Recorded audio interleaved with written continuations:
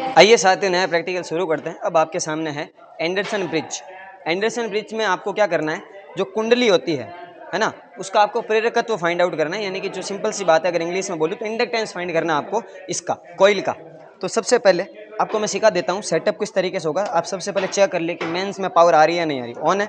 अब आपको मैं सर्किट कनेक्ट करना सिखाता हूँ। बहुत आसान सा सर्किट कनेक्शन है इसका, आराम से देखिएगा। देखो, सबसे पहले अपन इस एल को यानी कि इंडक्टर को अपन कनेक्ट करेंगे इस प्रेरकत्व को जोड़ते। देखो, इसको अपन सिंपल सा यहाँ पर लगाएंगे। मैंने 1 में लगाया, इसका मतलब एक मेरी कुंडली नंबर 1 है। 2 में लगाता तो कुंडली नंबर 2 हो जाती, 3 में लगाता तो तीसरी हो जाती। हमको जनरली 2 कुंडली के लिए ये कैलकुलेशन करनी होती है, ठीक है। अब कैसे कनेक्ट करना होता, और इस यहाँ से इसको हम यहाँ कनेक्ट कर देंगे। इस तरीके से आपके सामने ये कनेक्शन आता है। बहुत आसान सा कनेक्शन है, इसको फिक्स करना। एक बात और बता दूं, मैं इस एस को हमेशा इस 2 पर सेट करके रखिएगा, ताकि आप यहाँ पर जो कैलकुलेशन करोगे वो सही आएगी। अगर आप 3, 4 पे भी रखोगे तो भी आ जाएगी, बट 2 पर आपके सामने आसानी से कैलकुलेशन आएगी और छोटी छोटी रीडिंग्स आएगी। आगे बढ़ते अब कनेक्शन करना सिखाता हूँ मैं आपको।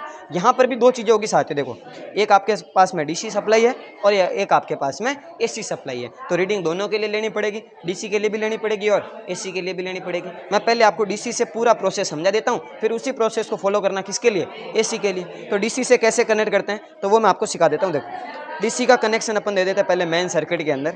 ये मैंने यहाँ पर एक कनेक्शन दिया और यहाँ से मैंने इसको एक कनेक्शन दिया। ये कुछ इस तरीके से सेट हो गया। आगे बढ़ेंगे। देखिए, ये जी लिखा हुआ, जी मतलब होता है गैल्वेनोमीटर। ये आपके सामने डिफ्लेक्शन फाइंड आउट करके देगा। एक तरीके से यहाँ पर व्हीटस्टोन ब्रिज बनेगा साथियों, ये ध्यान रखिएगा। ये डी लगा हुआ है, डी का मतलब है संसूचक, यानी कि आपको ये डिटेक्ट करके देगा कि कितना क्या करंट सीन हो रहा है। अब आगे बढ़ेंगे अपन इसमें, इसको अच्छे से कनेक्ट करिएगा। यहाँ पर जब अपन इसको कनेक्ट करेंगे तो ये यहाँ पर कनेक्ट हो जाएगा और डिटेक्टर का ये दूसरा जो सिरा है वो इस गैल्वेनोमीटर के दूसरे सिरे में कनेक्ट हो जाएगा। ये कुछ इस तरीके से आपके पास में सर्किट डायग्राम आप आराम से बना लेंगे और इसका सर्किट कनेक्शन करना मैंने आपको अच्छे से सिखा दिया। आगे बात समझ में। अब बात आती है रीडिंग लेने की। जैसा कि मैंने बताया, एस को सेट रखना है यहाँ पर। देखो, यहाँ पर अगर आप थोड़ा सा देख पा रहे होंगे तो 4 रेजिस्टेंस आपको दिख रहे हैं, पी क्यू आर एस। और इसका एक ही मतलब है कि यहाँ पर गैल्वेनोमीटर के अंदर बैलेंस कंडीशन लेके आनी है, यानी कि व्हीटस्टोन ब्रिज बनेगा। और वो सिंपल सा होता है कि sir P Q upon S equal to P upon R होता है। और जब यहाँ पर करेंगे, पी और क्यू की वैल्यू इस प्रैक्टिकल के लिए फिक्स रहती है, 1000 ओम और 1000 ओम। अगर पी और क्यू दोनों सेम हो गए तो जाहिर सी बात है एस और आर भी दोनों क्या होंगे, सेम होंगे। हमको एस की वैल्यू फाइंड आउट करनी है और जो वैल्यू एस की होगी वो वैल्यू किसकी हो जाएगी, आर की हो जाएगी। अब रीडिंग कैसे ली जाती है मैं वो आपको सिखा दूँ। सबसे पहले अपन सर्किट को ऑन करेंगे। सर्किट को ऑन करने के बाद अपन सबसे पहले आर को फाइंड करेंगे। यहाँ से कैपिटल आर फाइंड होगा और यहाँ से स्मॉल आर फाइंड होगा। अभी आपको मैं फॉर्मूला बता दूंगा कि हम कैपिटल आर और स्मॉल आर से क्या कैलकुलेट करेंगे। आइए देखते हैं। देखो, सबसे पहले आप इसको सेट करने के लिए इसको सेट करते हैं। 0 पर है उस समय यहाँ से की को प्रेस करेंगे तो आप यहाँ ध्यान रखिएगा, गैल्वेनोमीटर का डिफ्लेक्शन देखिए आउट ऑफ रेंज हो रहा है। देख पा रहे हैं आप लोग, ये आउट ऑफ रेंज हो रहा है। अगर मैं इसको मैं 1 पे लेके जाता हूँ तो ये ऑपोजिट डायरेक्शन में आउट ऑफ रेंज हो रहा है। इसका मतलब ये 0 पर ही सही था। इसका मतलब ये 0 पर ही सही था, इसको हम छेड़ेंगे नहीं। सेम इसी तरीके से इसको सेट करेंगे। देखो, 0 पर है तो आउट ऑफ रेंज है। 1 पर लेके गया, देखो हल्का सा अंदर आ गया। इस पर जूम करिएगा हल्का सा। जब मैं इसको मैं 2 पर रख रहा हूँ तो देखिए हल्का सा अंदर आया। आपको मैं वापस से बता देता हूँ। 1 पर ये देखो 30 के पास है, 2 पर थोड़ा अंदर आया, 3 पर कर रहा हूँ थोड़ा और अंदर आया, 4 पर करूँगा तो देखिए 0 के बहुत ज़्यादा पास में आ गया। और जैसे ही साथियों मैं इसको 5 पर लेके जाता हूँ, देखिए इसकी ऑपोजिट डायरेक्शन आ गई। इसका मतलब ये 4 पर सेट रहेगा ताकि ये 0 के पास में रहे।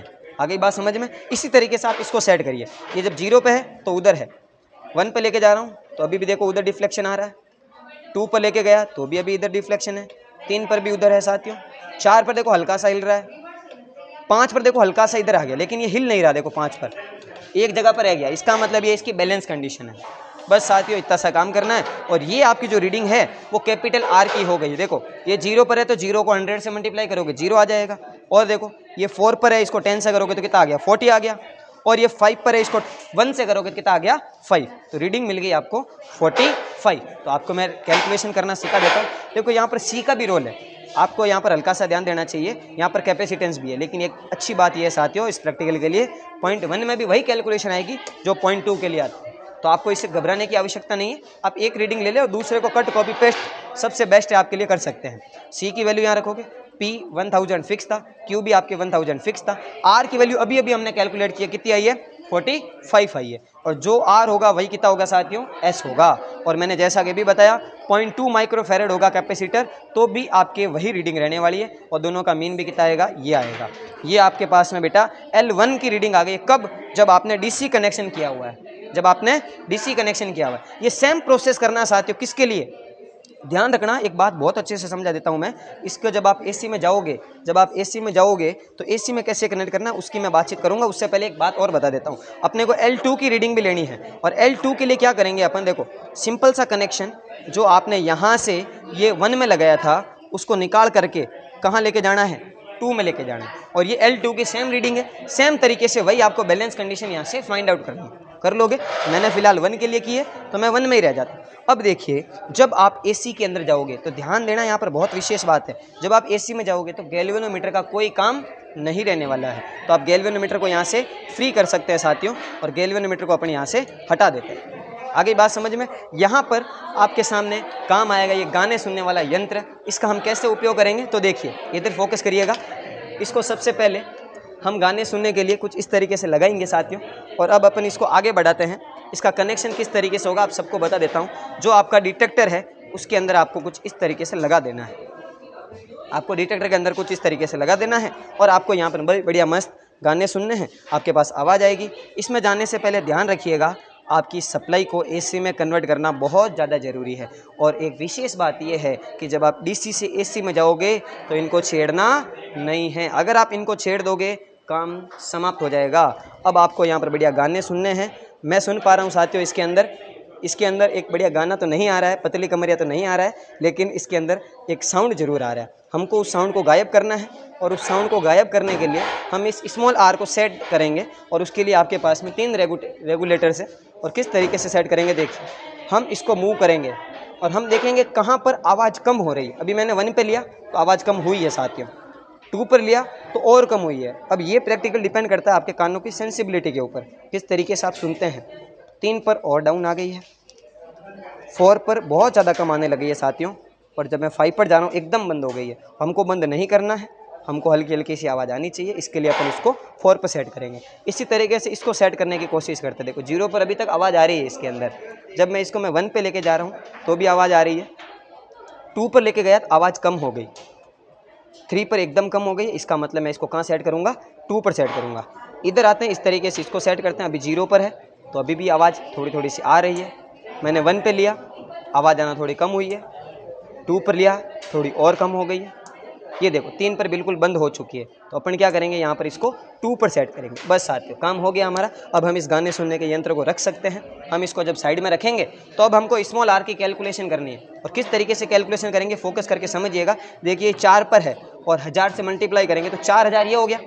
ये 2 पर है और ये 100 है तो 200 ये हो गया साथियों, 4200 आ गया।